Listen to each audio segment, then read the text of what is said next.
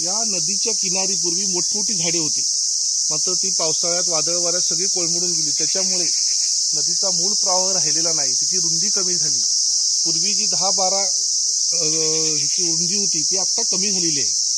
मध्यंतरी काही जणांनी गणपतीच्या विसर्जनाच्या निमित्ताने गाळ काढला होता, मात्र तो गाळही तिथे किनाऱ्याच राहिला। त्याच्यामुळे तो गाळ पुन्हा पाण्यात येऊन ती भरत चालली आहे।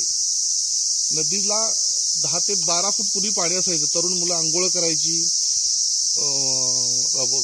महिला कपडे येऊन धुवायच्या, तिकडे पाणी पण स्वच्छ सतत प्रवाही असायचं, स्वच्छ असायचं। मात्र आता तशी स्थिती राहिलेली नाही। आता पाणी कितीही पाऊस पडला तरी नदीचं पाणी आता वाहून जात आहे, फुकट जात आहे। कोणत्याही प्रकारचे बंधारे नाहीत, गाळाचं कधीही पूर्वीपासूनच गाळ काढलेला नाही, अशी ही आजची अवस्था आहे।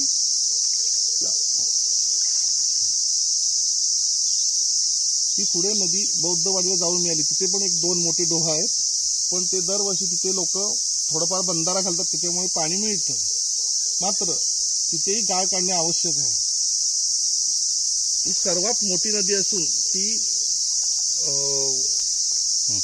ही नदी सुतारवाडी, उगतवाडी, बौद्धवाडी आणि पाशितकळवाडी या 4 वाड्यांना ह्या नदीचा फायदा होत असला तरी या पुढेही काही गावं आहेत जी कौंडर, तामाणे, बोरगाव, त्याच्यामुळे ह्या नदीचा सर्वांनाच उपयोग होणार आहे। आज जर गाळ काढला तर या नदीचं पाण्याचं जलस्रोत वाढून, पावसाळ्यात जलस्रोत वाढून तिथे लोकांना याचा पाणी योजनेच्या माध्यमातून किंवा विहिरी मारून तिथं पाणी लोकांपर्यंत जाऊ शकतं। त्यामुळे या नदीचा उपसा होणे अत्यंत गरजेचं आहे आणि ही नदी सर्वांसाठी जीवन वरदान ठरणार आहे।